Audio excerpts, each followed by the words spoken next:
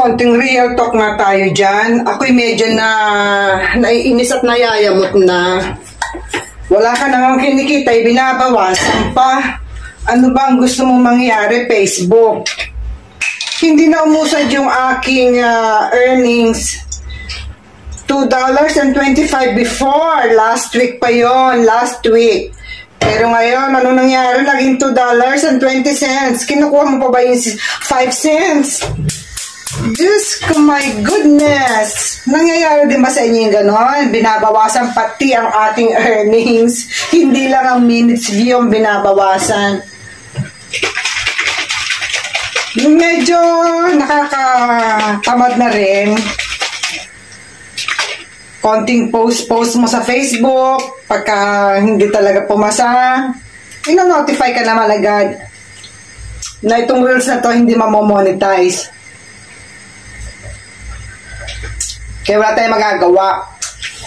Pero instead na motivate kang mag-post, tatamarin ka. Kasi pag nakikita mo yung earnings mo, binabawasan ba? Talagang nawawala. Nauubos yung cents. Hindi lang minutes yung nawawala, pati cents.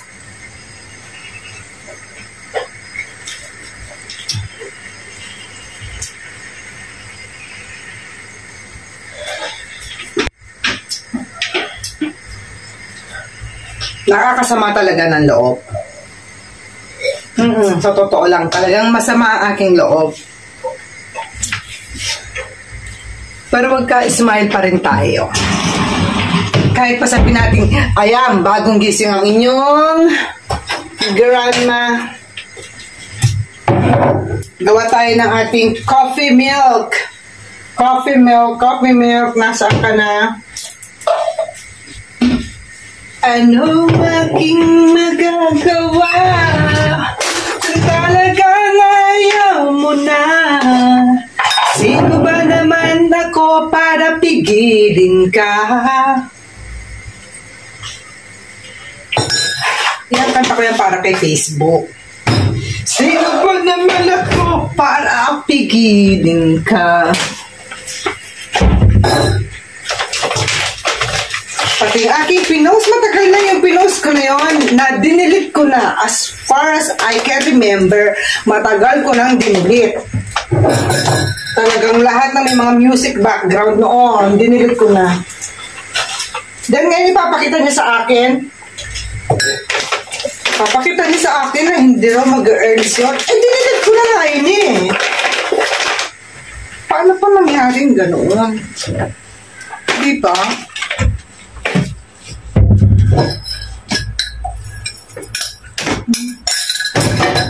Lagyan natin ng fresh milk. Fresh milk lang ha. Ayan.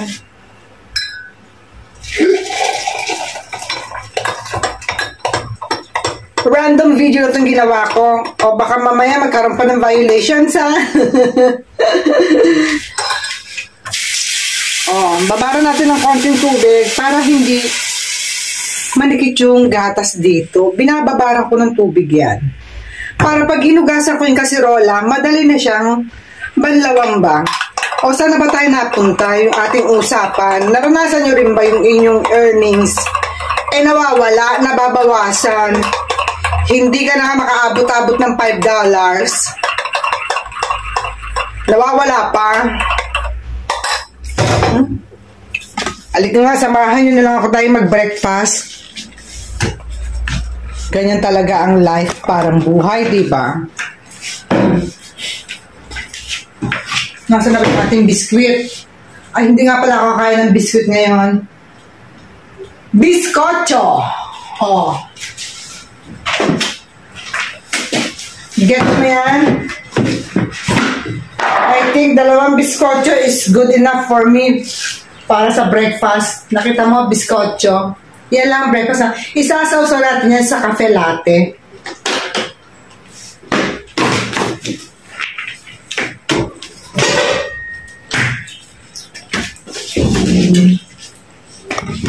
Comment down below nga kayo kung naranasan nyo rin, lalo din sa mga monetized na, kung nababawasan din nga ba yung earnings.